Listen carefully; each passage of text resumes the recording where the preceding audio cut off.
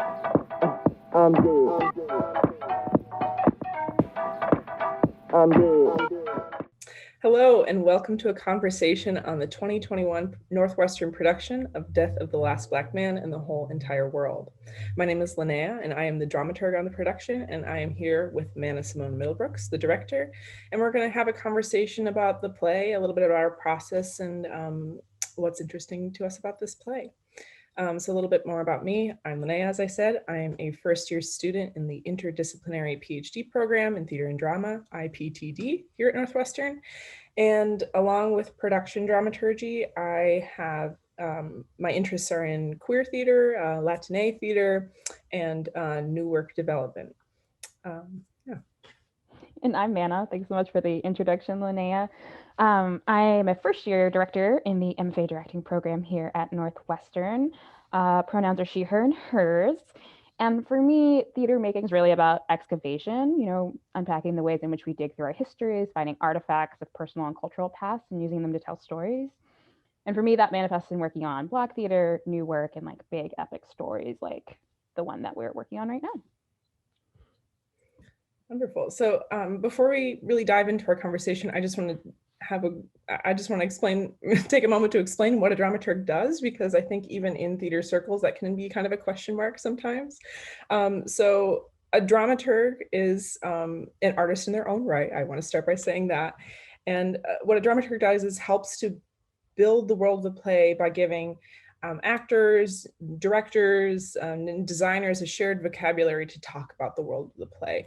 So often this manifests in designing information sheets, rehearsal resources like dramaturgy packets, program notes, lobby displays, etc. And I'm using design pretty intentionally because I think that a dramaturg, along with being an artist, is a designer of information. And that information is often used to help deepen the world of the play and provoke discussion and engagement, both from the artistic and the audience side. So before we dive in, I also want to kick us off with a little history about the play that we're talking about today. So Death of the Last Black Man in the Whole Entire World is written by Suzan-Lori Parks, an American playwright, one of my favorites. She's won the Pulitzer as a recipient of the MacArthur Genius Grant. And a lot of her work is known for her poetic language, her humor, and her surreal and imaginative stage images. So this play was written in 1989. It's one of her earlier plays, 5 years before the America play and about 10 years before Top Dog Underdog, if you're familiar with her work.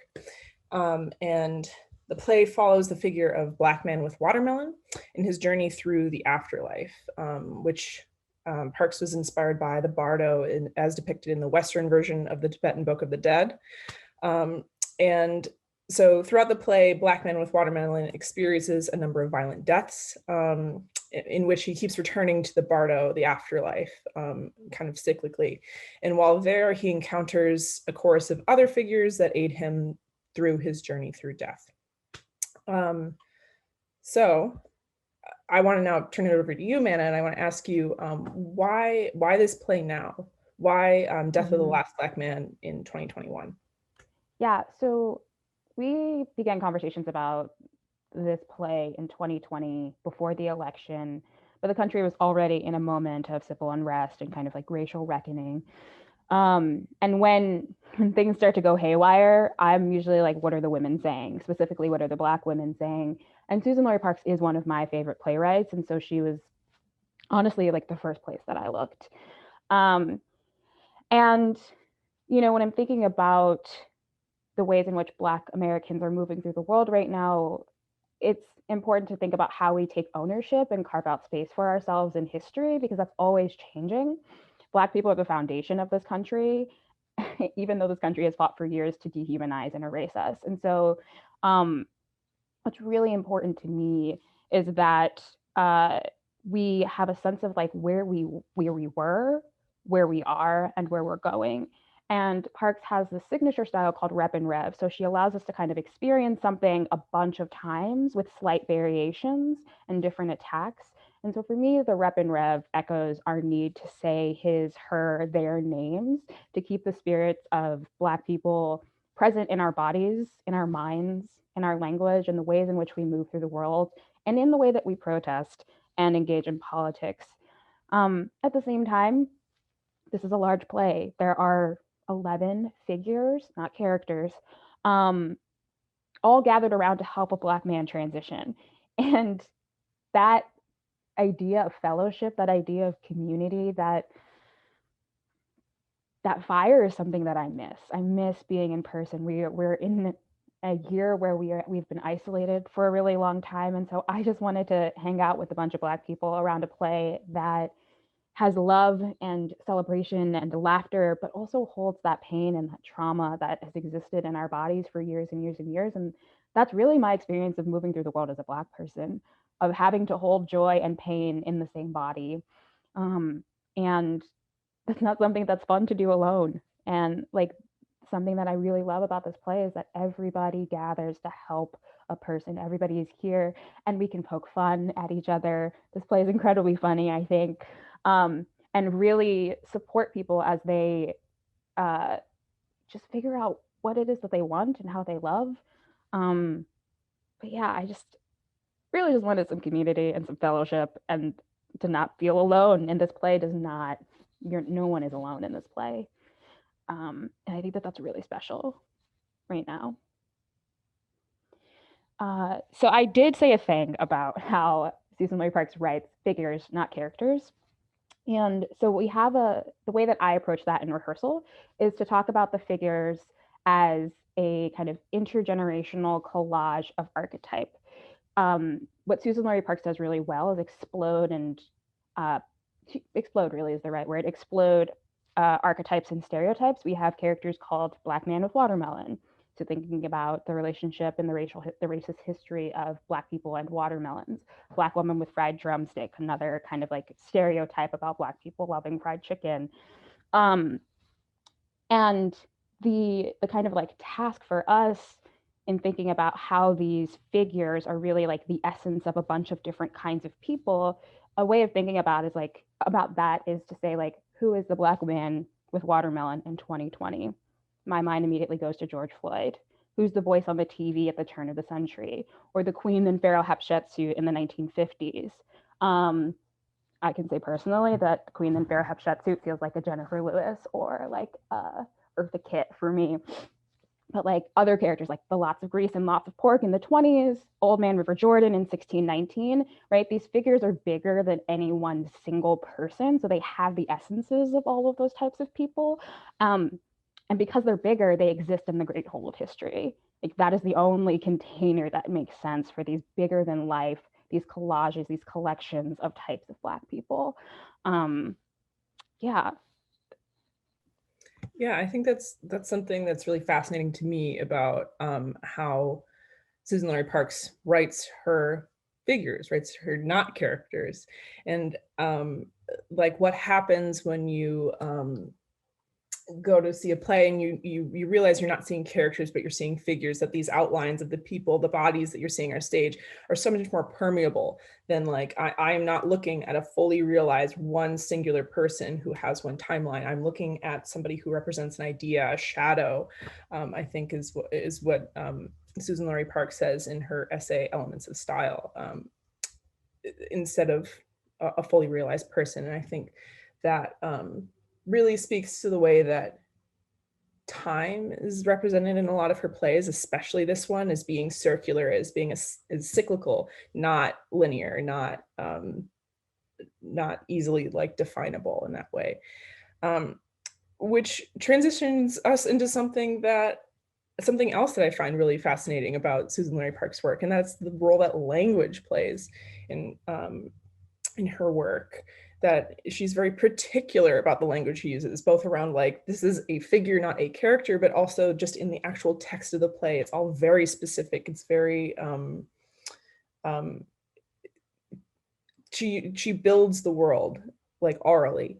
And I think, not to force a silver lining on us right now or anything because of Zoom, but I'm really excited about putting on this play on Zoom, where the oral version of these words, like hearing the world built up, spoken, how a play should be like experienced, I think, alongside the text, and getting to experience both of those at the same time, I think is a really unique and exciting opportunity that we're being given here. And as a word nerd, as a dramaturg, I love it when language is brought to the fore. That is my jam, and it's like something that I find fascinating about Suzan-Lori Parks' work. Yeah, I think maybe it's in that same essay where she talks about how her language is a full body experience. Like Suzan-Lori, the experience of reading one of Suzan-Lori Parks's plays and then seeing one of Suzan-Lori Parks's plays, they're radically different because her work is meant to be experienced in your whole body, and the language is heightened for the figures so that it can speak over racism and oppression that they're dealing with, but also like dig deep into the history and to the real experiences of Black life and love. And that is just like, it was an exciting task in the rehearsal room to be like, how do we get close to the experience of this being in real life? Some of the designers, we worked on building like what the actual set would look like if we were doing this in person. But with the actors, I tried to say, like, let's treat the Zoom screen like it is a permeable membrane. Like we can pass energy to and from each other, because the energy of the ensemble is what drives this play. The language is there, the language is important, it is a full body experience, but in order to like get into it, you have to share energy with people in space. And it was a real question for us about whether or not we could accomplish that. And I think we got as close as we possibly could, given the format. But it really is a question of like, how this, if this format is sustainable for this kind of work. And I hope, I don't know, this is a trial with that, but it was a lot of fun for us to experiment with inviting people into the space, with doing movement work alongside of the language, developing rituals with the piece and with each other as an ensemble. And so my hope is that some of that can be felt, and I hope is that the audience can experience the kind of like permeable membrane that we were going for, and feel the electricity between the actors and the figures that have gathered around this piece.